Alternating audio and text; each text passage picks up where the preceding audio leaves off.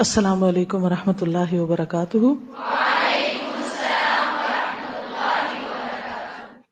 نحمده ونصلي على رسوله الكريم، اما بعد فاعوذ باللہ من الشیطان الرجیم، بسم اللہ الرحمن الرحیم، رب اشرح لي صدری ويسر لي امری واحلل عقدۃ من لسانی یفقهوا قولی۔ قل إن صلاتي ونسكي ومحياي ومماتي لله رب العالمين لا شريك له وبذلك أمرت وأنا أول المسلمين۔ کہہ دو بے شک میری نماز، میری قربانی، میرا جینا اور میرا مرنا اللہ ہی کے لیے ہے، جو سب جہانوں کا رب ہے، اس کا کوئی شریک نہیں، اور مجھے اسی بات کے اعلان کا حکم دیا گیا ہے، اور میں سب سے پہلا اس کا فرما بردار ہوں، مسلم ہوں۔ آج سے ہم ایک نئے مضمون کا آغاز کر رہے ہیں، میرا جینا میرا مرنا، فقہ آف لائف اینڈ ڈیتھ، زندگی کیسی ہونی چاہیے اور موت کیسی۔ ذرا سوچ کر بتائیے کہ آپ کے پاس سب سے قیمتی چیز کون سی ہے؟ زندگی، اپنی ذات کے علاوہ جو آپ کی بلونگنگز ہیں، جو کچھ آپ کے پاس ہے یا جو آپ دنیا میں دیکھتے ہیں، اس میں آپ کو سب سے زیادہ قیمتی چیز کون سی لگتی؟ چیز حقیقی معنوں میں جس کو آپ ویلیو کرتے ہیں، جس کو آپ سنبھال کے رکھتے ہیں، جس کو آپ سب سے زیادہ محفوظ رکھتے ہیں، جس کو آپ کسی بھی قیمت پر ضائع نہیں ہونے دینا چاہتے۔ چیز اپنے علاوہ مال و دولت، مال و دولت میں سے بھی سب سے زیادہ قیمتی چیز کون سی؟ سونا، پیسہ، اور اس سے زیادہ چیز لیپ ٹاپ آپ کا، اب لیپ ٹاپ کی دنیا ہے نا۔ اب لکھیے ایک طرف لیپ ٹاپ، سونا، ہیرے جواہرات، مال و دولت، گھر ایک طرف لکھ دیجئے، اور دوسری طرف لکھیے آپ کی ذات، آپ کی زندگی۔ ان دونوں میں سے زیادہ قیمتی کون سی چیز ہے؟ ان میں سے کس چیز کے ساتھ آپ زندگی خرید سکتے ہیں؟ جتنی بھی چیزوں کو آپ سب سے زیادہ اہمیت دیتے ہیں، کسی بھی قیمت پر کھونے نہیں دینا چاہتے، اگر کوئی اس کو ہاتھ لگائے تو آپ دوڑ پڑتے ہیں، کوئی آپ سے لینا چاہے تو آپ اس سے لڑ سکتے ہیں، کوئی آپ سے چھینے تو آپ اس سے چھین کے لیں گے، سنبھال کے رکھیں گے، لاک میں رکھیں گے، ایک نہیں کئی ایک میں۔ میں نے دیکھا ہے کہ اکثر عورتیں اپنے زیورات جو ہوتے ہیں وہ بہت سنبھال کے رکھتے ہیں۔ کچھ لوگ ہر چیز کھو دیتے ہیں، اپنا موبائل نہیں کھوتے۔ کچھ بھی آپ کی بلونگنگ میں سے، خود آپ نہیں، آپ کی بلونگنگ میں سے کوئی بھی چیز جس کو آپ کسی قیمت پر نہیں دینا چاہیں گے، حتیٰ کہ بعض اوقات لوگ ان کے لیے اپنی جان بھی دینے کو تیار ہو جاتے ہیں۔ تو خواہ وہ آپ کے زیورات ہوں، خواہ آپ کا لیپ ٹاپ ہو، خواہ موبائل ہو، خواہ کوئی بھی چیز ہو، چاہے وہ کوئی انسان ہو، چاہے آپ کے بچے ہوں، اپنے علاوہ باقی سب چیزوں کو دوسری طرف کر لیجیے۔ اب آپ ان سب کو ایک طرف رکھ کے یہ سوچئے کہ ان میں سے کون سی چیز ہے جو آپ کی زندگی، آپ کے وقت اور آپ کا نعم البدل ہے۔ کوئی بھی چیز نہیں ہے نا۔ تو گویا سب سے زیادہ قیمتی چیز آپ کے پاس آپ کی اپنی زندگی ہے، آپ کا اپنا وقت ہے، خود آپ ہیں۔ اگر ہم نے اپنے آپ کو گنوا دیا تو کچھ بھی نہ پایا۔ وہ کون سی چیز ہے جو صرف ایک بار ملتی ہے، اور اگر ایک دفعہ اس کو تجربوں کی نظر کر دیا، شکوک و شبہات کی نظر کر دیا، شہوات کی نظر کر دیا، خواہشات کی نظر کر دیا، تو کیا کسی بھی قیمت پہ دوبارہ ملے گی؟ ہرگز نہیں۔ پھر آپ دیکھیے کہ سب سے زیادہ قیمتی چیز اگر آپ کو کسی کو دینی ہو تو آپ کس کو دینا چاہیں گے؟ جو آپ کو سب سے زیادہ محبوب ہو۔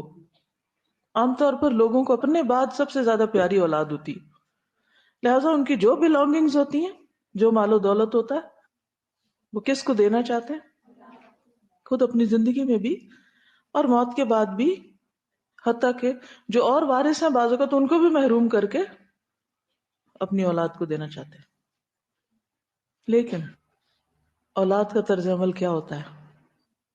وہ آپ کے کتنے وفادار ہوتے ہیں، وہ آپ کو کیا ریٹرن دیتے ہیں، کیا لوٹاتے ہیں آپ کو، اور کیا دیں گے، وہ آپ کے کتنے کام آئے گا۔ پچھلے دنوں مجھے اس ٹرپ پر لاہور جانے کا اتفاق ہوا۔ ایک گھر میں گئی تو میں نے دیکھا کہ ایک پوری لائن ہے گھروں کی۔ تو میں نے پوچھا تو پتہ چلا کہ والدین نے اپنے بچوں کے لیے 7 گھر بنائے تھے۔ بعض اوقات یہ ہوتا ہے کہ ماں باپ کے پاس بہت کچھ ہو جاتا ہے تو وہ اپنی زندگی میں اپنے بچوں کو اپنے قریب بہت بہترین طریقے سے ان کو آپس میں جوڑ کے رکھنے کے لیے ان کی پراپرٹیز تک بہت اچھی طرح سیٹ کر کے دنیا سے جاتے ہیں۔ پھر کیا ہوتا ہے جب بچے بڑے ہوتے ہیں، کیا وہ انہی گھروں میں رہنا پسند کرتے ہیں جو ان کے ماں باپ نے سب کچھ قربان کر کے ان کے لیے بنائے ہوتے ہیں، اپنے خوابوں کے محلات، کہ ہمارے بچے یہاں رہیں گے ان گھروں میں؟ کوئی بھی نہیں رہتا ان میں، ان سب کے لیے وہ آؤٹ ڈیٹڈ ہوتے ہیں۔ ان کا بس چلے تو انہیں بیچ کر وہ امریکہ جا سیٹل ہوں، اور ہو جاتے ہیں، کیونکہ دنیا کی جنت امریکہ ہے نا، اس لیے اس کا ذکر کیا۔ وہ ہے یا نہیں وہ الگ بات ہے۔ تو پھر ہمیں آج ایک فیصلہ کرنا ہے، اور وہ یہ کہ خود ہماری اپنی زندگی اور ہماری اپنی قیمت کیا ہے، وہ کس کو دینی ہے۔ جب تک ہم یہ فیصلہ نہیں کر لیتے اس وقت تک ہمیں جینے کا ڈھنگ نہیں آ سکتا، اور نہ ہم اپنی پرائرٹیز کو طے کر سکتے، نہ ہم صحیح سنت پر ہو سکتے، اور نہ صحیح راستے پر ہو سکتے۔ تو پہلے یہ سوچ لیجئے کہ آپ نے اپنی سب سے قیمتی چیز کس کو دینی ہے۔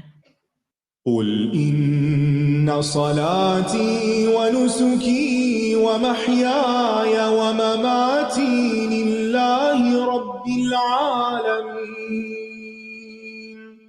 لا شريك له وبذلك أمرت وأنا أول المسلمين۔ کس کے لیے؟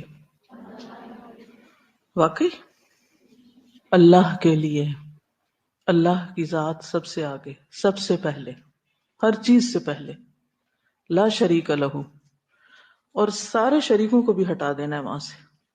وَبِذَلِكَ أُمِرْتُ، یہی سبق مجھے سکھایا گیا ہے، یہی بتایا گیا ہے، یہی جینے کا راز ہے اور ڈھنگ ہے، اور کامیاب زندگی کا یہی نسخہ ہے۔ وَبِذَلِكَ أُمِرْتُ وَأَنَا أَوَّلُ الْمُسْلِمِينَ۔ کسی کا انتظار نہیں کرنا کہ کوئی اس راہ پر آئے تو میں بھی چلوں، اور میرے گھر والے ساتھ دیں تو میں چلوں، اور دنیا ساتھ دے تو چلوں۔ نہیں، مجھے کسی کی خاطر بھی اپنی زندگی برباد نہیں کرنی، اپنے وقت کو بیکار چیزوں میں ضائع نہیں کرنا۔ اور یہ صرف خواہش اور تمنا کے ساتھ ہی بات پوری نہیں ہوگی، یہ اس وقت ہوگی جب آپ کو زندگی گزارنی آئے گی کہ پھر مجھے زندگی ساتھ کرنا کیا ہے، زندگی کیسے گزارنی ہے، اور پھر میری موت کیسے ہونی چاہیے، اور موت کے بعد مجھے کہاں جانا ہے، میری منزل کیا ہے، میں اپنے لیے کیا چاہتی ہوں۔ تو حقیقت یہ ہے کہ جس نے یہ زندگی دی ہے صرف وہی اس قابل ہے کہ یہ اسی کی پسند کے مطابق گزاری جائے۔ اس کی پسند و ناپسند ہم قرآن مجید میں پڑھ لیتے ہیں اور پڑھتے رہتے ہیں، لیکن جاننا ایک بات ہوتی ہے اور اس کے بعد اسے اپنی زندگی کا حصہ بنانا ایک دوسرا مرحلہ ہوتا ہے۔ لہذا بہت ضروری ہے کہ ہم جینے کے طریقے بھی سیکھیں اور مرنے کے بھی۔ جس کو جینا نہ آیا اس کی موت کیسی ہوگی؟ جس کا آغاز ہی اچھا نہیں اس کا انجام کیا اچھا ہوگا؟ اس لیے ہمیں جینا بھی سیکھنا ہے اور مرنا بھی سیکھنا ہے۔ اس کے لیے اس کتاب کا انتخاب کیا گیا۔ بنیاد میں اسی کتاب کو بناؤں گی، لیکن انشاءاللہ حسب معمول کچھ اور چیزیں ساتھ شامل کرتی جاؤں گی۔ جہاں جہاں کمی ہوگی، جہاں جہاں مزید کچھ ایڈیشن کی ضرورت ہوگی وہ میں کروں گی. اس کے لیے آپ چاہیں تو اپنی کتاب کے ساتھ ہی لکھتے جائیں، چاہیں تو الگ کوئی رجسٹر بنائیں، جو بھی طریقہ آپ کو سوٹ کرے. اس کتاب کے یا اس مضمون کے بیسیکلی 7 حصے کیے گئے ہیں. پہلا حصہ جو ہے وہ جینے سے متعلق ہے، جس میں بامقصد زندگی، صحت مند جسمانی اور روحانی زندگی، اور اس میں خصوصی طور پر صحت وغیرہ کا ذکر ہے، اور اچھی عادات اختیار کرنے کی بات ہے کہ اچھی عادتیں کیسے اختیار کی جائیں. کیونکہ جب تک کوئی بھی علم عمل میں اور کوئی عمل عادت میں نہیں ڈھلتا، اس میں تسلسل نہیں ہوتا، تو زندگی ضائع ہونے کا امکان ہوتا ہے.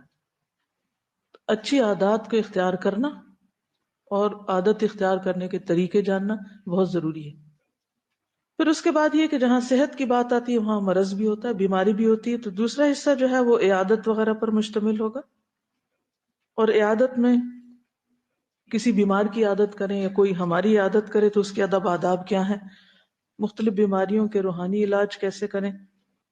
بعض اوقات بیماری موت پر ختم ہوتی، بعض اوقات صحت ہو جاتی، اور چونکہ موت نے ایک دن آنا ہی ہے، لہٰذا اگر کوئی بیماری موت کی طرف لے جا رہی ہے تو اس کی تیاری کیسے کریں.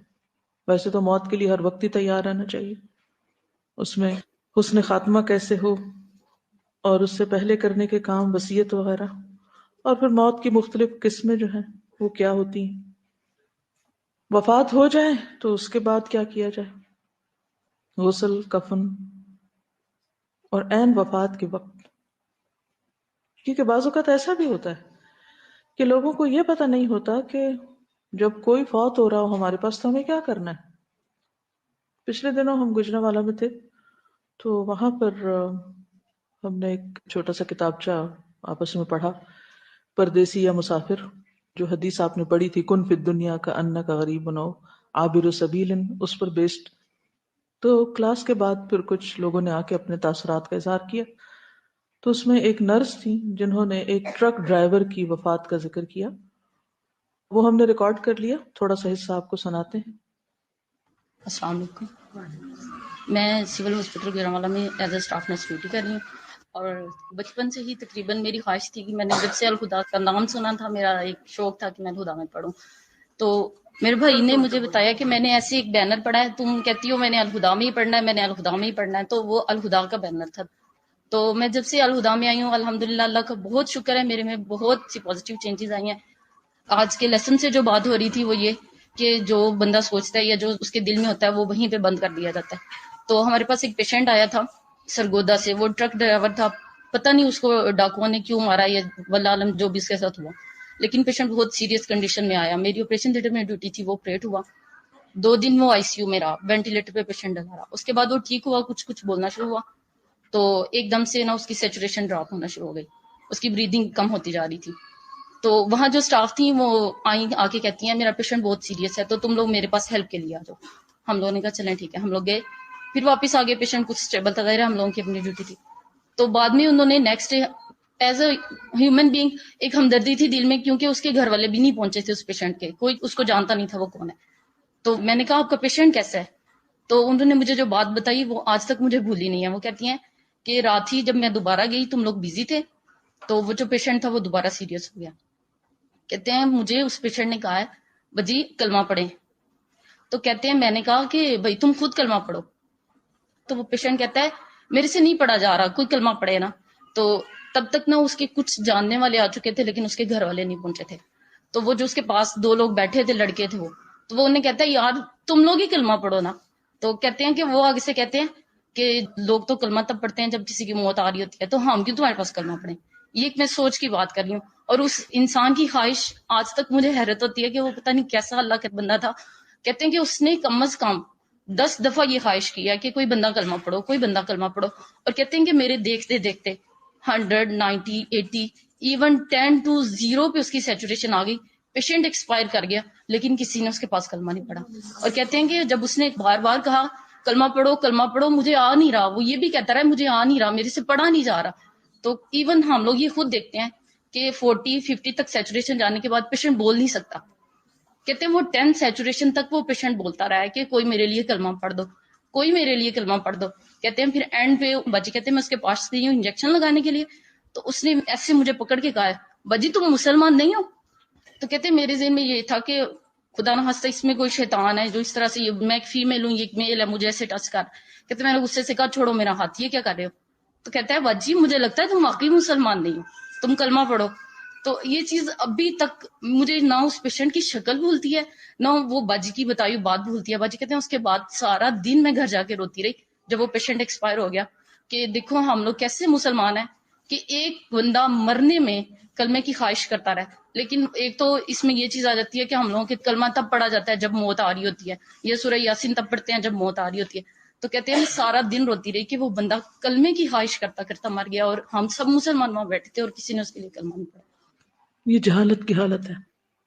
یہ ان لوگوں کا حال ہے جن کے سامنے دن رات مریض بہت ہوتے ہیں آئی سی یو میں, بہت کم لوگ وہاں سے نکلتے ہیں. میں بہت دیر تک سوچتی رہی کہ وہ خود کیوں نہ پڑھ سکا کلمہ, وہ دوسروں کو کہتا رہا, وہ خود نہیں پڑھ سکا. مرنے والے پہ کیا گزرتی ہے تو مرنے والا ہی جانتا ہے, ہم اس کیفیت کا اندازہ ہی نہیں کر سکتے. لیکن بعض اوقات وہ تکلیف اتنی شدید ہوتی ہے کہ اس کا دماغ معوف ہو جاتا ہے.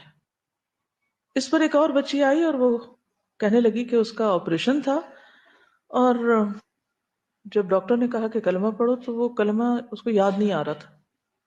السلام علیکم. وعلیکم السلام. میرا لاسٹ ٹو لاسٹ ایئر ناک کا آپریشن تھا اور میں آپریشن تھیٹر میں جانے سے پہلے یا حیو یا قیوم برحمتی کا استغیث پڑھتی گئی تھی. لیکن میری روٹین میں استغفر اللہ نہیں ہے اتنا کلمہ پڑھنا. تو جب میں آپریشن تھیٹر میں ٹیبل پہ لیٹی تو میں نے سوچا کہ میں کلمہ پڑھ لوں, لیکن اس ٹائم دماغ اتنا معاف ہو گیا تھا کہ میرے ذہن میں کلمہ نہیں آ رہا تھا. اتنے یعنی کہ میری وینز غائب ہو گئی, میں سفید ہو گئی کہ جس طرح بندے کے حواس نہیں قائم رہتے, کہ مجھے اس بندے کا خیال آ رہا تھا کہ موت کی شاید ڈر کی وجہ سے, اس سختی کی وجہ سے اس کے ذہن سے کلمہ تک نکل گیا جو ہم پہلی چیز سیکھتے ہیں. صرف میرے زبان پہ یا حیو یا قیوم برحمتی کا استغیث تھا, وہی میرے ذہن میں پہلے آیا, میں نے وہ پہلے پڑھا اور پھر مجھے کلمہ یاد آیا, آیت الکرسی یاد آئی. کہ میں یہ سوچ رہی تھی کہ جو چیز ہم روٹین میں پڑھتے رہتے ہیں وہ ہمیں بہت سخت وقت میں بھی یاد آ جاتی ہے, لیکن جو چیز ہماری روٹین میں نہیں ہوتی وہ ہمیں نہیں یاد آتی. ایک اور پیشنٹ تھی جن کا ہارٹ کا آپریشن ہوا تھا, وہ اپنے بارے میں بتاتی ہیں. السلام علیکم ورحمۃ اللہ. 3 سال ہو گئے ہیں میرے میاں کی ڈیتھ ہو گئی ہے, اور میں ذکر یہ کرنا چاہتی ہوں کہ واقعی قرآن پاک میں بہت طاقت ہے. 4 ماہ ہو گیا میرا ہارٹ کا آپریشن ہوا تھا. ہارٹ کے آپریشن کے دوران ڈاکٹروں نے کہا ہے کہ اندر آئیں. میں اندر گئی ہوں, میں نے کلمہ پڑھا ہے, قرآن پاک پڑھا ہے, میرے ساتھ تھا چھوٹا قرآن پاک. اس کے بعد ڈاکٹر نے کہا بے ہوش کرنے لگے, کلمہ پڑھی. کلمہ ایسے جیسے ذہن سے ہی نکل جاتا ہے. بچے تھے 4 چھوٹے چھوٹے. اللہ سے یہی دعا کی, اللہ میرے 4 بچے ہیں, مجھے زندگی دینا, صحت دینا. ساتھ ساتھ پڑھتی رہی ہوں. آپریشن سٹارٹ کیا انہوں نے, 8 گھنٹے بعد مجھے باہر لے کے آئے. دیکھیں یہی بتا رہی ہوں کہ اللہ کی کلام میں کتنی برکت ہے. قرآن پاک ساتھ ہی رہا ہے. 10-15 منٹ بعد مجھے ہوش آ گئی ہے. اس کے بعد بیڈ پہ مجھے لٹائے ہے اور میں نے کہا مجھے نماز پڑھائیں. ڈاکٹر نے کہا نہیں ابھی نہیں پڑھنی. میں نے کہا نہیں, میں نے اٹھ کے پڑھنی ہے. یورین بیگ میں نے اتروا دی ہے, نماز پڑھی ہے, اللہ کا ذکر کی ہے اور اٹھ کے بیٹھ گئی. بیٹھنے کے بعد پھر میں نے کہا مجھے نماز پڑھائیں عصر کی. پھر میں نے نماز پڑھی ہے اور اس کے بعد پھر ذکر کرتی رہی ہوں. ساتھ ساتھ ہر بیڈ پہ میں گئی ہوں, اللہ کا ذکر کریں, اللہ کو یاد. اس کے بعد میں خود اٹھ کے چلی ہوں ٹھیک 10 گھنٹے بعد. اتنا بڑا میرا ہارٹ کا آپریشن تھا, لیکن اللہ نے مجھے شفا دی ہے صرف اپنی کلام کے صدقے, اپنے قرآن پاک کے صدقے. اور یہ میری ساری بہنوں سے التجا ہے کہ قرآن پاک کو سینے میں بند کر لیں اور ساتھ یاد کریں اور اللہ کا بہت ذکر کریں. شکریہ, جزاک اللہ. ایک کے بعد ایک شخص جو آ رہا تھا وہ اسی تجربے کا ذکر کر رہا تھا کہ عین اس وقت بدحواسی میں یا تکلیف میں یا خوف کے مارے کلمہ یاد نہیں آ رہا تھا. تو حسن خاتمہ سب سے بڑی خوش قسمتی ہے. اچھا خاتمہ، لا الہ الا اللہ پر خاتمہ، ایمان کے ساتھ خاتمہ، اللہ کی یاد اور اللہ کی محبت کے ساتھ دنیا سے رخصت ہونا، یہ ہم سب کی بہت بڑی تمنا ہونی چاہیے. اور اس کے لیے ہمیں اپنے آپ کو تیار بھی کرنا چاہیے. جانے والے کے لیے بھی کلمہ پڑھنا اور خود اپنے لیے کلمہ پڑھنے کی عادت اور اس وقت پڑھنے کی دعا کرنا، یہ بھی ہماری دعاؤں کا ایک حصہ ہونا چاہیے. پھر مرنے کے بعد اگلی منزل قبر ہے. بہت سے لوگ اس کے بارے میں سوچتے نہیں، قبر میں کیا ہوگا، اور پھر اس کا حساب کتاب، اس کے بارے میں بھی جاننا ضروری ہے. جانے والا تو چلا جاتا ہے، لیکن بعد کے لوگ کیا کرتے ہیں؟ تو چھٹے حصے میں انشاءاللہ تعزیت اور دوسرے کا غم بانٹنا. جو لوگ باقی رہ جاتے ہیں ان کے ساتھ حسن سلوک، وراثت کی تقسیم، اور پھر اگر کوئی یتیم ہے یا بیوہ ہے اس کو کس قسم کی تعلیم دینی ہے، اس کی کس طرح ڈھارس بندھانی ہے، اس کے ساتھ کیا معاملہ کرنا ہے، یہ بھی ہمیں معلوم ہونا چاہیے، تاکہ جہاں ہم اپنی زندگی کو بہتر بنا سکیں وہاں ہمیں دوسروں کی زندگی کو بھی بہتر بنانا چاہیے.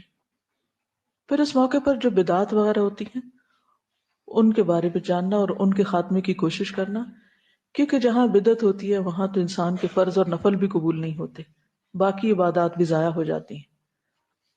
تو ان کو کس طرح ختم کیا جائے، وہ کون سی چیزیں ہیں جو نہیں کرنی چاہیے، ان کے بارے میں ہمیں علم بھی ہونا چاہیے اور ان کے خاتمے کی کوشش بھی.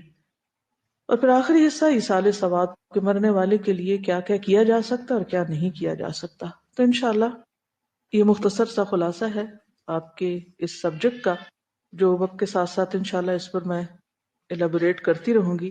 لیکن پڑھتے وقت دونوں چیزیں سامنے رکھیے، ایک یہ کہ اپنے لیے کیا کرنا ہے اور دوسروں کے لیے کیا کرنا ہے. جب ہم دوسروں کی بھلائی سوچیں گے تو انشاءاللہ اللہ تعالیٰ ہمارے لیے بھی بھلائی کے راستے کھول دے گا. ان تنصر اللہ ینصرکم، مدد آنے کا یہی طریقہ ہے. اللہ کی مدد جب آتی ہے جب انسان دوسروں کی مدد کرتا ہے. اگر آپ چاہتے ہیں آپ کے ساتھ اچھا ہو تو آپ دوسروں کے لیے اچھے بن جائیں. آپ چاہتے ہیں آپ کا خاتمہ اچھا ہو تو آپ دوسروں کے اچھے خاتمے کی فکر کریں. آپ چاہتے ہیں آپ کو جنت ملے تو اس کے لیے بھی کوشش کریں کہ دوسرے غلط کاموں سے بچیں تاکہ آگ سے بچ سکیں. یا ایھا الذین آمنوا قوا انفسکم واہلیکم نارا، اپنے آپ کو اور اپنے گھر والوں کو آگ سے بچاؤ.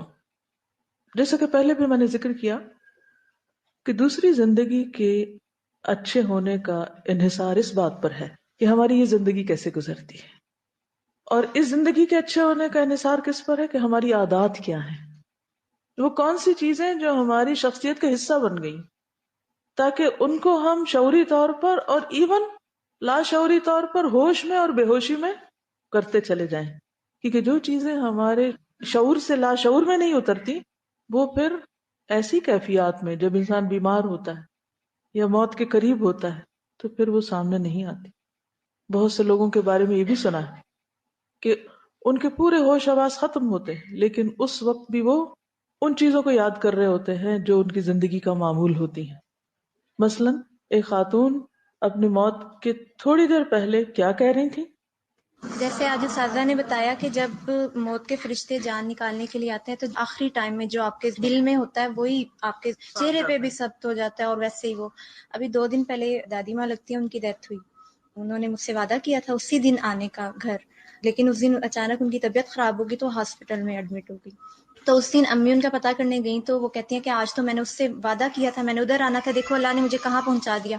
اور انہیں ذکر کی اس قدر الحمدللہ عادت تھی، وہ 2 سنت پڑھ کے اس کے بعد سورۃ الفاتحہ پانی دم کر کے رکھا کرتی تھی ڈیلی. انہیں دوائیوں سے زیادہ اس پہ بلیو تھا. اب ان کے دونوں گلاس ایسے ہی دم والے پڑے رہے ہیں، مطلب دم انہوں نے کیا ہوا تھا لیکن جیسے ہی 2 سنت پڑے اس کے بعد دم کر کے ان کو وامٹنگ شروع ہوئی، خون کی الٹیاں وغیرہ آئی اور ہاسپٹل میں چلی گئی. وہاں پہ جا کے انہوں نے یہی کہا کہ میں نے اس سے وعدہ کیا تھا، اور وہ لوگوں سے وعدوں کی اتنی پابند تھی اور ذکر کی انہیں الحمدللہ اتنی عادت تھی کہ وہاں پہ جیسے ہی وہ ہاسپٹل میں گئی ہیں ان پہ غشی تاڑی ہو رہی تھی تھوڑی تھوڑی دیر بعد. لیکن جب ان کی موت کا وقت آیا تو ایک دم انہیں جھٹکا لگا. انہوں نے اپنی بیٹی کو کہا میری تصویر کہاں ہے؟ انہوں نے ہاتھ کو زور سے جھٹکا دیا. تو ان کی بیٹی نے کہا اب تو ہاسپٹل میں آپ کو نہیں لے دوں گی. کہتے اس کے بعد ان کی 2 منٹ کے بعد جان نکل گئی. اس سے 1 منٹ پہلے انہوں نے اپنی بیٹی کو کہا میں نے واش روم جانا ہے. تو کہتی ہے مجھے ٹیشو یوز نہ کرانا، اچھی طرح میری طہارت کرو. تو انہوں نے ان کو اچھی طرح کروایا. کہتی ہیں آ کے لیٹی ہیں، ہماری امی کی جان ایسے نکلی ہے جیسے ایک پھول کو آرام سے رکھ دیتے ہیں. اور انہوں نے استغفار، کلمہ اور سب کچھ پڑھا، حالانکہ وہ اتنی تکلیف میں تھی، پہلے بھی ہوش تھی. تو اگر آپ واقعی چاہتے ہیں کہ آخری وقت میں استغفار نصیب ہو، کلمہ نصیب ہو، ذکر ہو، تو پھر اسے زندگی کا معمول بنانا ہوگا، اسے اپنی عادت کا حصہ بنانا ہوگا. اب اس کے لیے کیا کر سکتے ہیں؟ تو انشاءاللہ کتاب کے پہلے حصے میں ہم زندگی کو بہتر طریقے سے گزارنے کے بارے میں چند باتیں پڑھیں گے. کوئی بھی کام کرنے کے لیے آپ کو وقت چاہیے اور اس کے ساتھ ساتھ کرنے کی ہمت طاقت چاہیے. ہمت طاقت کے لیے صحت چاہیے. اگر صحت نہیں تو کچھ بھی نہیں. بیمار انسان دوسروں کے لیے بھی ایک بوجھ بن جاتا ہے، دوسروں کے لیے وبال جان بن جاتا ہے، مصیبت بن جاتا ہے. اس لیے اچھی صحت 1000 نعمت ہے. وہ جیسے شروع سے آپ محاورہ پڑھتے ہیں، تندرستی 1000 نعمت. ہو سکتا ہے کبھی آپ نے اس پہ سوچا نہ ہو کہ 1000 نعمت کا کیا مطلب. یعنی کوئی نعمت ایک نعمت ہوتی ہے اور کوئی نعمتیں 1000 نعمتوں کے برابر ہوتی ہیں. انہی میں سے ایک صحت ہے. اللہ سبحانہ وتعالیٰ نے انسان کو بہترین حالت پر پیدا کیا ہے. لقد خلقنا الانسان فی احسن تقویم، سورۃ التین. سورۃ الانفطار میں اللہ تعالیٰ فرماتے ہیں الذی خلقک فسواک فعدلک، وہ ذات جس نے تجھے پیدا کیا، پھر درست کیا، پھر متوازن بنایا. یعنی اللہ نے ہم کو بہت اچھے حال میں پیدا کیا ہے، بہت عمدہ طریقے سے پیدا کیا ہے. یہ ہماری زیادتیاں ہوتی ہیں اپنے ساتھ، یہ ہماری اپنی کوتاہیاں ہوتی ہیں، یہ ہمارا اپنا غیر متوازن طرز زندگی ہوتا ہے جس کی وجہ سے ہم بیمار پڑتے ہیں. اللہ سبحانہ وتعالیٰ نے ہمیں صحت و سلامتی کے ساتھ، صحیح اعضاء کے ساتھ پیدا کیا ہے. سورۃ التغابن میں آتا ہے خلق السماوات والارض بالحق وصورکم واحسن صورکم والیہ المصیر. اس نے آسمانوں اور زمین کو حق کے ساتھ پیدا کیا اور تمہاری صورتیں بنائیں تو بہت عمدہ بنائیں اور اسی کی طرف پلٹ کر جانا ہے. یعنی زندگی میں اللہ تعالیٰ نے آپ کو ایک اچھا جسم دیا ہے صحت سلامتی کے ساتھ، تو اسے اچھے کاموں میں استعمال کریں کیونکہ واپسی اسی کی طرف، اسی کے سامنے جا کھڑے ہونا ہے. رسول اللہ صلی اللہ علیہ وسلم نے فرمایا نعمتان، 2 نعمتیں ایسی ہیں، نعمتان مغبون فیہما کثیر من الناس الصحۃ والفراغ. صحیح بخاری کی روایت ہے اللہ تعالیٰ کی 2 نعمتیں ایسی ہیں جن کے بارے میں اکثر لوگ خسارے میں ڈالے گئے، دھوکے میں رہے. ایک تندرستی اور دوسری فراغت. بہت سے لوگ ان 2 نعمتوں کی قدر نہیں کرتے. ہمیں کیا کرنا ہے؟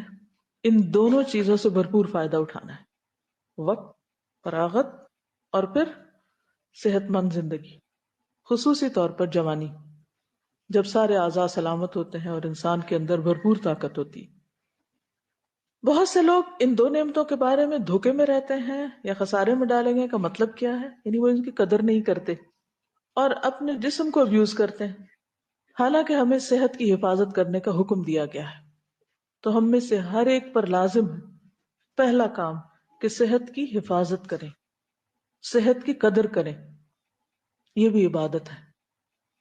صحیح مسلم کی روایت ہے عبداللہ ابن عمرو ابن العاص سے، کہتے ہیں کہ نبی صلی اللہ علیہ وسلم کو میرے بارے میں یہ بات پہنچی کہ میں مسلسل روزے رکھتا ہوں اور رات بھر نماز پڑھتا ہوں، یعنی نہ کھاتا ہوں نہ سوتا ہوں، عبادت کے شوق میں.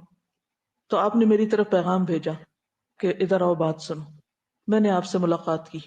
آپ نے فرمایا کیا مجھے یہ خبر نہیں دی گئی کہ تم روزے رکھتے رہتے اور افطار نہیں کرتے، رات بھر نماز پڑھتے رہتے ہو؟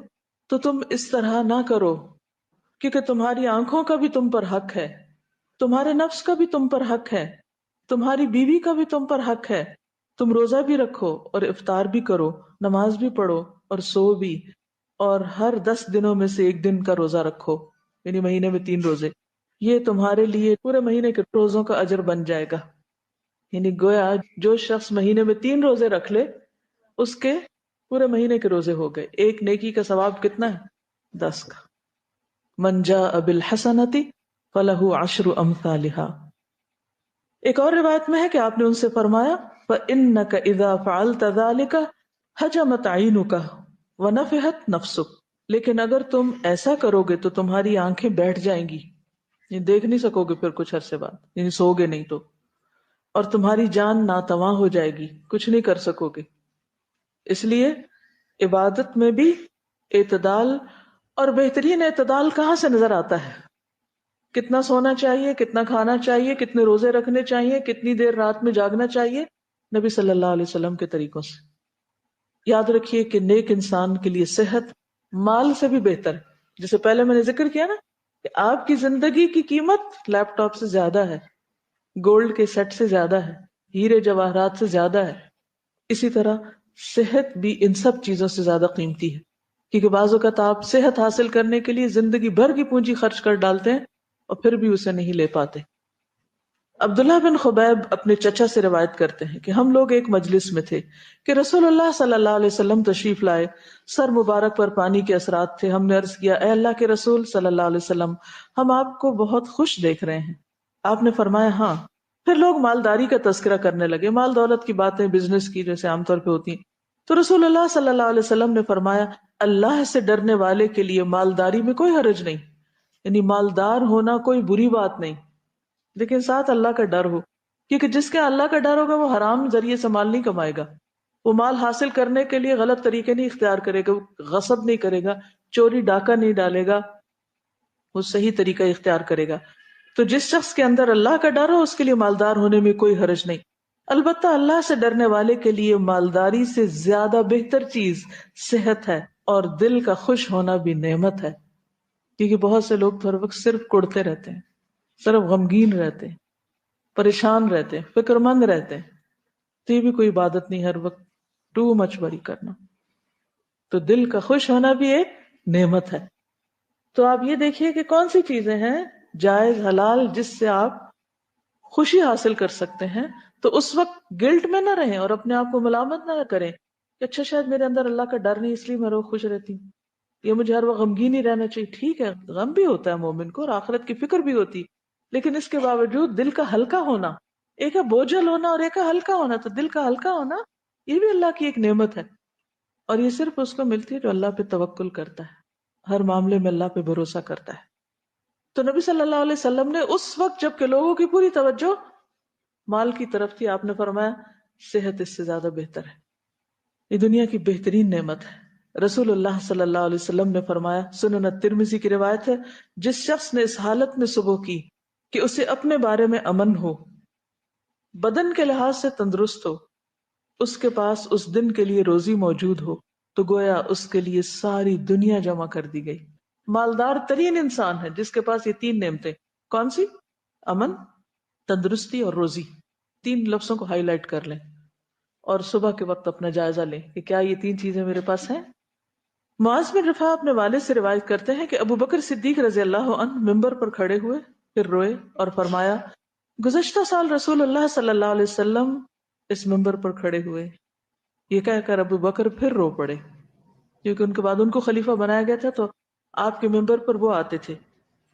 فرمایا اللہ سے معافی اور عافیت کا سوال کرو، کیونکہ یقین کے بعد عافیت سے بڑھ کر نعمت کسی کو نہیں دی گئی. عافیت کیا ہے؟ امن، روزی، صحت، یہ سب چیزیں عافیت سے تعلق رکھتی کہ انسان بہت سے قسم کے شر اور آزمائشوں اور تکلیفوں اور بیماریوں سے محفوظ رہے. بہترین دعا بھی عافیت کی دعا ہے. صبح شام کی دعاؤں میں عافیت کی دعا موجود ہے، آپ سب پڑھتے ہیں؟ نہیں تو یاد کر لیجئے، اسے پڑھا کیجئے، کیونکہ بہت بڑی نعمت ہے صحت اور عافیت.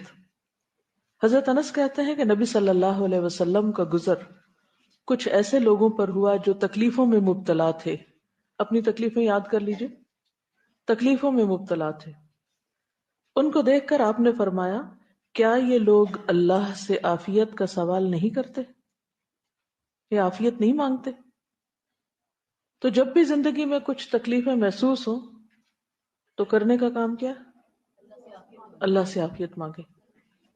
عباس بن عبد المطلب کہتے ہیں کہ میں نے کہا یا رسول اللہ علمنی شیئن اسألہ اللہ عز وجل قال سل اللہ العافیہ. عباس جو آپ کے چچا ہیں وہ کہتے ہیں اللہ کے رسول صلی اللہ علیہ وسلم مجھے کوئی ایسی بات بتائیں جس سے میں اللہ عز وجل سے سوال کروں، یعنی مانگوں، دعا کروں. آپ نے فرمایا آپ اللہ سے عافیت مانگے. عباس کہتے ہیں کہ میں نے کچھ دن بعد پھر آ کے کہا اے اللہ کے رسول صلی اللہ علیہ وسلم مجھے کوئی ایسی بات بتائیں جس کے ساتھ میں اللہ سے دعا مانگوں، یعنی جس کا میں سوال کروں.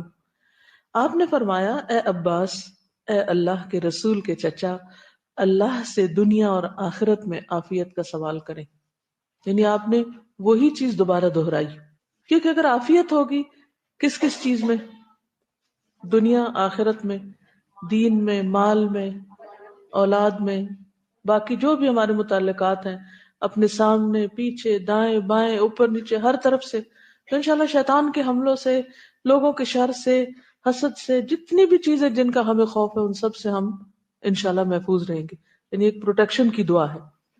ایک اور روایت میں ہے، عبداللہ بن عمر سے روایت ہے کہ رسول اللہ صلی اللہ علیہ وسلم صبح اور شام یہ دعائیں پڑھنا ترک نہیں فرماتے تھے، چھوڑتے ہی نہیں تھے، یہ دعا لازم پڑھتے تھے.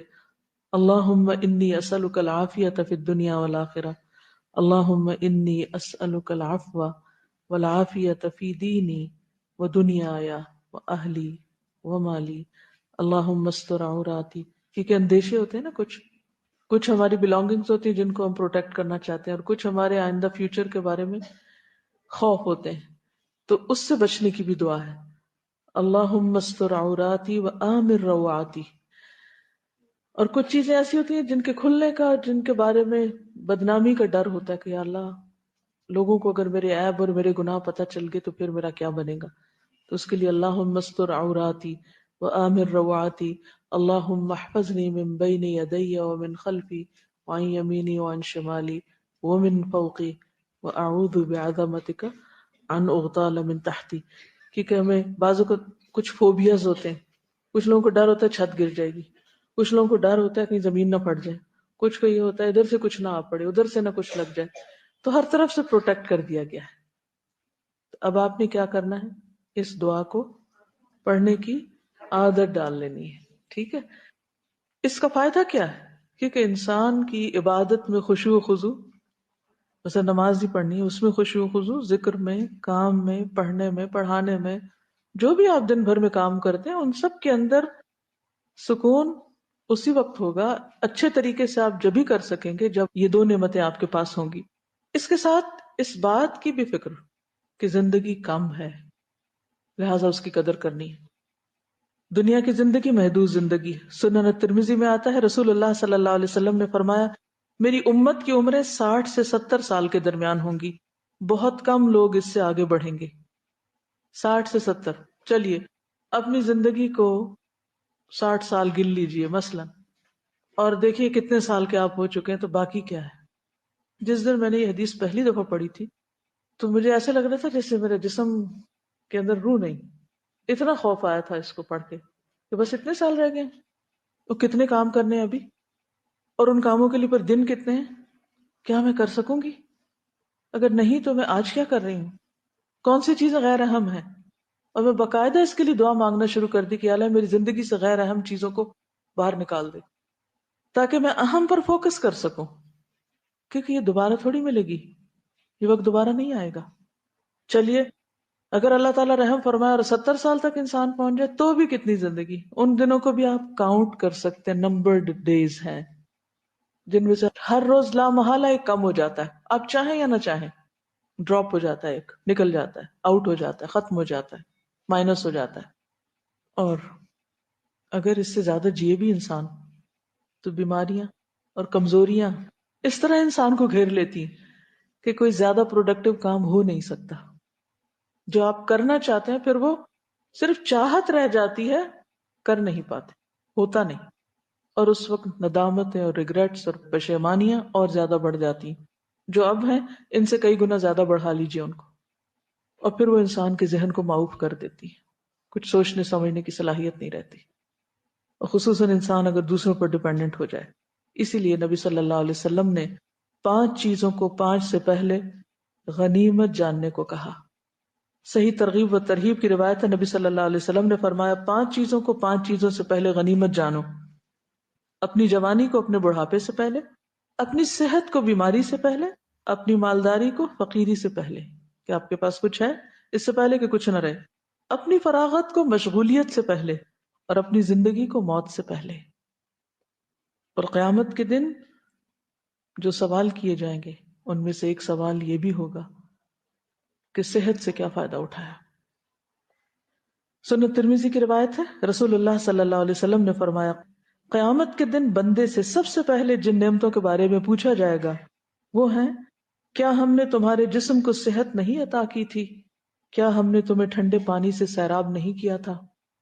یعنی ان چیزوں کا سوال ہوگا کہ پھر تم نے اس صحت کے ساتھ کیا کیا. اور ٹھنڈے پانی کے ساتھ، ٹھنڈا پانی ریپرزینٹ کرتا ہے ان ساری نعمتوں کو جو ہمارے لیے ایک راحت کا ذریعہ بنتی. پھر تم نے کیا کیا؟ پھر یہ ہے کہ اپنی صحت کے علاوہ اپنے بال بچوں اور اپنے لواحقین اور اپنے آس پاس والوں کی صحت کی بھی فکر اور اس کی دعا کرنی چاہیے، کیونکہ صحت مند ماحول ہی انسان کو اچھے کاموں کے کرنے کی صلاحیت بخشتا ہے اور اس کے لیے تیار کرتا ہے. کیونکہ اگر آپ صحت مند بھی ہیں اور گھر میں کوئی ایک طرف ایک پڑا کرا رہا ہے اور دوسری طرف کوئی اور بیمار پڑا ہوا ہے تو آپ کا سارا دن کس میں چلا جائے گا؟ تیمارداری میں. تو اس لیے آپ کی ذمہ داری میں آپ کے بچے ہوں یا باقی گھر والے بڑے ہوں، بزرگ ہوں، تو اس کی بھی فکر کریے. ان کے لیے بھی اللہم انی اسألک العافیۃ فی الدنیا والآخرہ، اللہم انی اسألک العفو والعافیۃ فی دینی و دنیایا و اہلی و مالی، اللہم استر عوراتی و آمن روعاتی، اللہم احفظنی من بین یدی ومن خلفی وعن یمینی وعن شمالی ومن فوقی وَأَعُوذُ بِعَظَمَتِكَ أَنْ أُغْتَالَ مِنْ تَحْتِي. کتنی خوبصورت دعا ہے.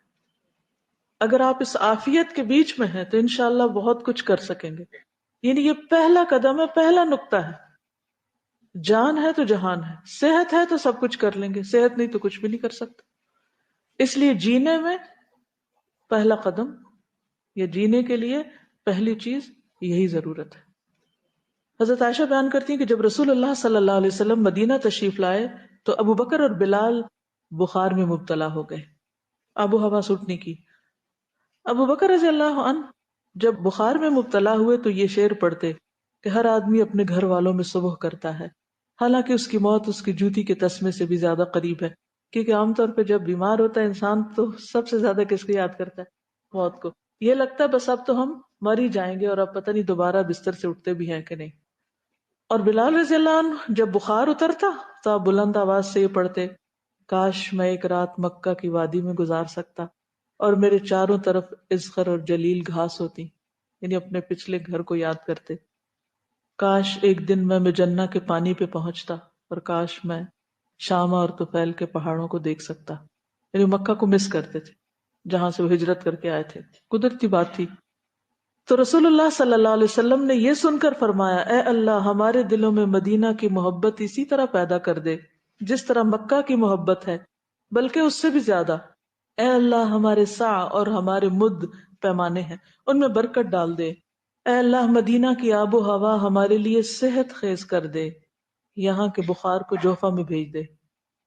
اگر آپ اپنے گھر سے تنگ ہیں، گھر والوں سے تنگ ہیں، ہاسٹل میں تنگ ہیں، سسرال میں تنگ ہیں، کسی جاب سے تنگ ہیں، تو کیا کریں؟ دعا کہ اللہ ان لوگوں کی محبت میرے دل میں ڈال دے جن کی نفرت یا جن سے چڑ یا جن سے بیزاری اور اریٹیشن کی وجہ سے میں کچھ نہیں کر پاتی. معاملہ آسان ہو جائے گا. ہم یہ دعا ہی نہیں کرتے کہ اللہ ان کے دلوں کو میرے لیے مسخر کر دے یا مجھے ان کے لیے کارآمد بنا دے.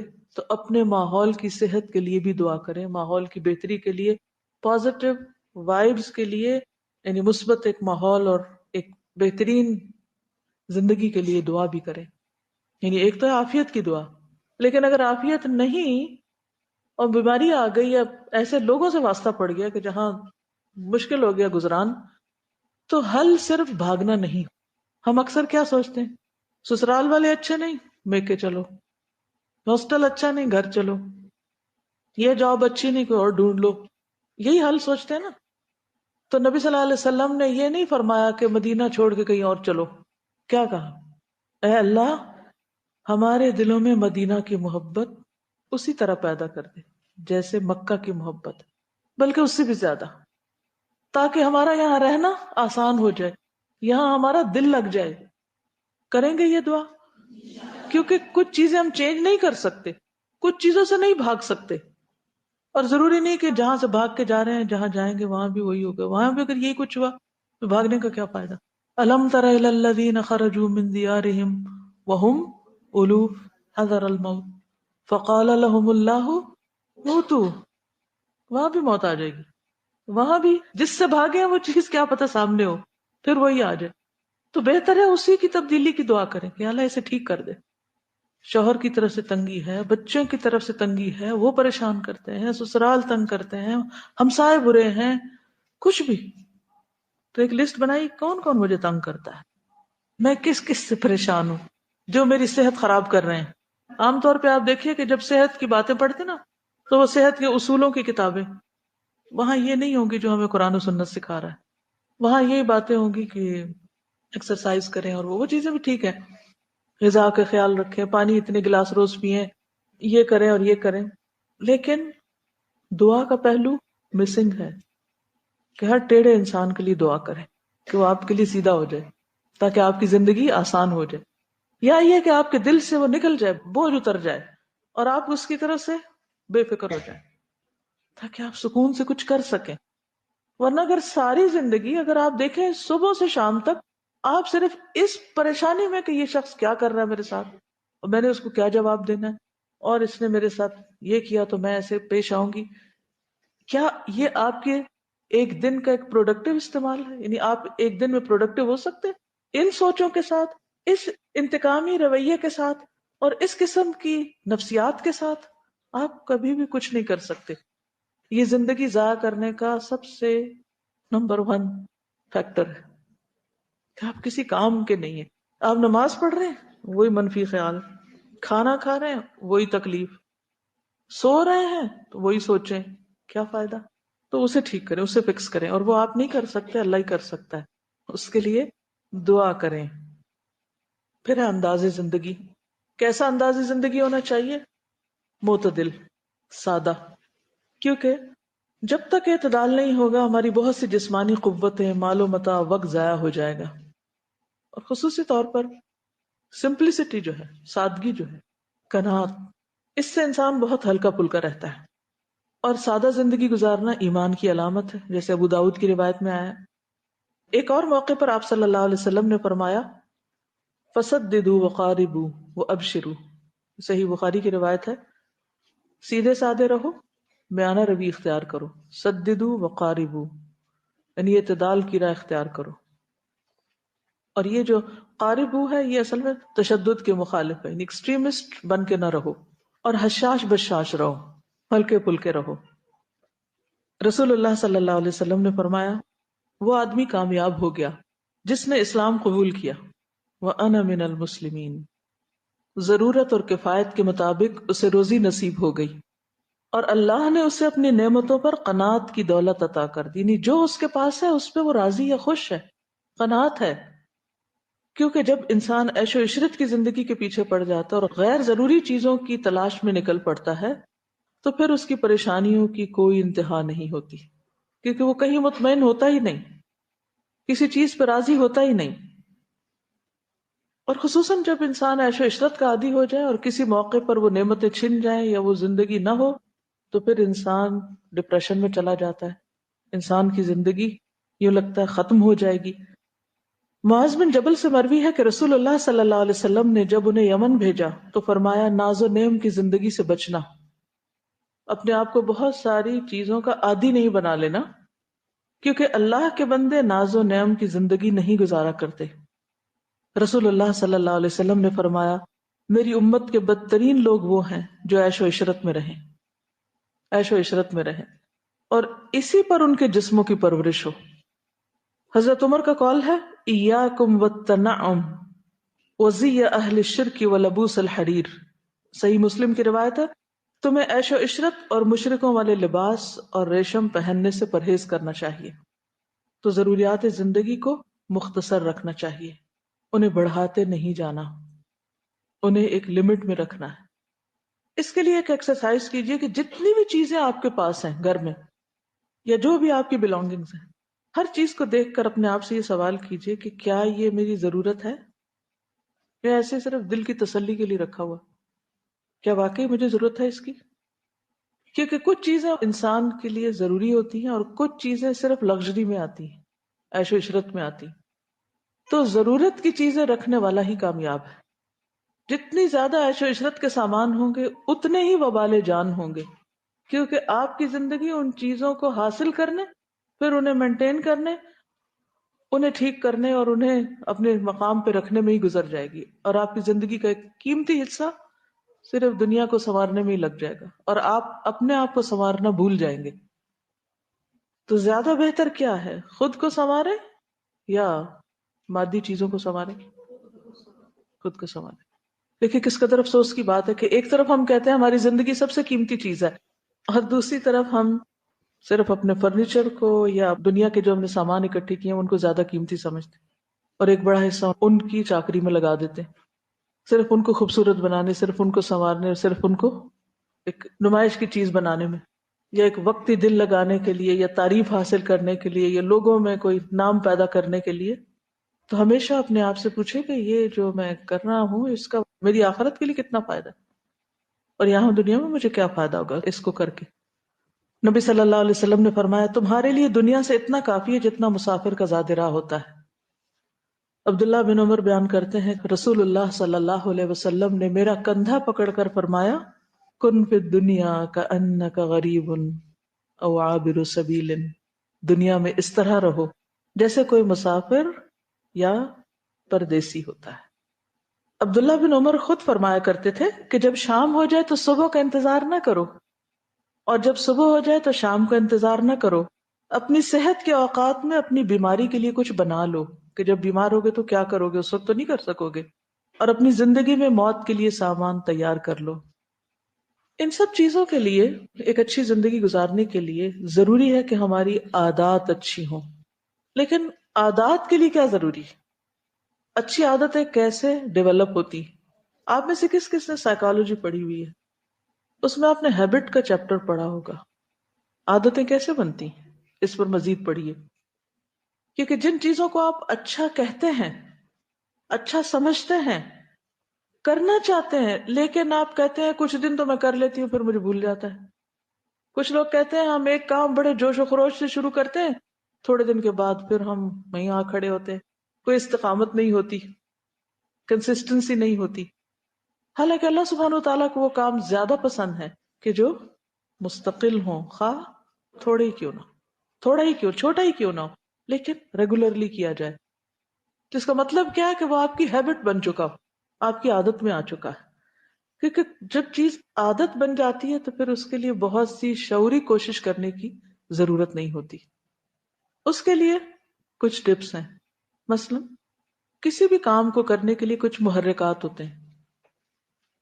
جو محرکات ہوتے ہیں وہ آپ کو اس خاص وقت میں یا خاص ماحول میں یا خاص طریقے پر وہ کام کرنا یاد دلا دیتے ہیں۔ تو آپ یہ دیکھیں کہ آپ کے لیے کون سی چیز محرک ثابت ہوتی ہے، کون سی چیز آپ کو موٹیویٹ کرتی ہے، کون سی چیز آپ سے پابندی کروا لیتی ہے۔ مثلا اذان 5 وقت کیوں ہوتی ہے؟ اس کے بغیر کیا ہمیں نہیں پتہ چلتا سورج کہاں پہنچ گیا، اب نماز پڑھنی چاہیے؟ کیا مقصد ہے اس کا؟ اذان کیا ہے؟ نماز کے لیے محرک ہے، آپ کو حرکت دیتے کہ اٹھو وقت ہو گیا نماز کا۔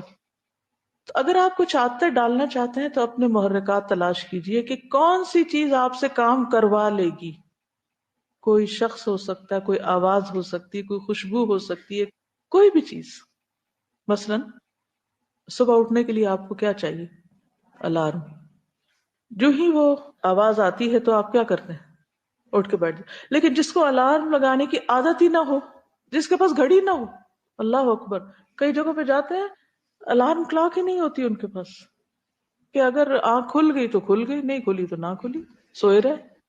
تو عادت ڈالنے کے لیے پھر کیا ضروری ہے؟ یہاں پر محرک ضروری ہے، الارم ضروری ہے. مثلا یہ ایک چیز ہے، مثلا آپ کے پاس اگر کوئی ایسا گیجٹ ہے جس میں ریمائنڈر سیٹ ہیں اور وہ آپ کو اس مخصوص ٹائم پر الرٹ دے دیتے ہیں، آپ اپنے کام میں مصروف ہیں، ڈوبے میں، اتنے میں الرٹ بجتی، اوہ فلاں میٹنگ کا ٹائم ہو گیا، اب فلاں کام کا وقت ہو گیا، اب ذکر کا وقت ہو گیا. اب تو اتنی زندگی آسان ہو گئی ہے کہ مختلف ٹیلی فونز کے اندر، مثلا آئی فون کے اندر آئی اذکار ایک اتنی اچھی اپلیکیشن، جس میں صبح کے اذکار کا الرٹ آتا ہے، شام کے اذکار کا الرٹ آتا ہے کہ آپ بھول نہیں سکتے. باقی چیزیں ہم ادھر ادھر چھوڑ سکتے ہیں، کمپیوٹر بھی کہیں رہ سکتا ہے، لوگ بھی کہیں جا سکتے ہیں، تو ایک موبائل تو ہر وقت ہمارے ہاتھ میں ہی ہوتا ہے نا. اکثر لوگ کھانا پکاتے وقت، واک کرتے وقت، کسی بھی موقع پر اس کو اپنے سے جدا نہیں کرتے، کلاس میں بھی آ کر نہیں جدا کرتے، کیونکہ اس میں بہت ساری چیزیں آ گئی ہیں. تو اس میں انسان ریمائنڈرز، الرٹس، الارمز، یہ ساری چیزیں آپ کی عادات کو پختہ کرنے اور آپ کو اس پر استقامت کے لیے فائدہ دیتے ہیں. وتواصوا بالحق وتواصوا بالصبر کرنا تو انسانوں کو چاہیے، لیکن اب مشینیں بھی کر رہی ہیں. آپ کو کہتے ہیں اٹھ جاؤ، اب یہ وقت آ گیا، اب یہ کرنا ہے، یہ کرنا ہے. تو پہلے آپ اپنے گول سیٹ کر لیں، یہ کرنا ہے ایک سارے دن میں، یہ عادتیں تو میرے لیے بہت ضروری ہیں، لیکن اب اس کے لیے پھر کیسے کرنا ہے وہ آپ اپنا طریقہ سوچیے، لیکن کرنا ضرور کچھ ہوگا. اپنے آپ کو ایسے پانی کے دھارے کی طرح چھوڑ نہ دیں کہ جدھر چاہے وہ بہہ جائے. ہم اس لیے نہیں آئے اس دنیا میں، ہمیں سوچ سمجھ کے زندگی بسر کرنی ہے. اپنے آپ کو دوسروں کے رحم و کرم پہ نہ چھوڑے کہ وہ آپ کو ڈھور ڈنگروں کی طرح ہانکتے رہے، اب چلو ادھر، اب چلو ادھر، اب چلو ادھر. اور جس دن وہ چرواہے غائب ہوئے اور آپ بھی گئے، بھاگ گئے ادھر ادھر. بہت سے لوگ جب ان کے لیے کوئی ٹائم ٹیبل بنا دے تو وہ کام کر لیتے ہیں، اور جس دن وہ کوئی چلا جاتا ہے تو پھر کیا کرتے ہیں؟ پھر وہ لاسٹ ہوتے ہیں. اچھا اب کیا کریں؟ اب وہ چھٹیوں میں گھر گئے تھے تو سمجھ ہی نہیں آ رہی تھی کیا کرنا ہے. یہاں اتنی اچھی عادت تھی، تہجد کے لیے اٹھ رہے ہیں، ذکر کر رہے ہیں، تلاوت ہو رہی ہے، کچھ بھی مس نہیں ہو رہا. بھائی یہ کیا زندگی ہے کہ کوئی آپ سے کروائے تو آپ کر سکتے ہیں، اور اگر کوئی نہ ہو تو آپ کر ہی نہیں رہے. کیا آپ کی زندگی پروڈکٹیو ہو سکتی ہے اس طریقے پر کہ آپ کے اوپر کوئی بھی چیک رکھنے والا نہیں، اور آپ اپنے آپ کو خود ڈسپلن نہیں کر سکتے؟ آپ پھر میچور ہی نہیں ہوئے، ابھی آپ نے زندگی گزارنی نہیں سیکھی. سبحانک اللہم و بحمدک، اشہد ان لا الہ الا انت، استغفرک و اتوب الیک. السلام علیکم و رحمۃ اللہ.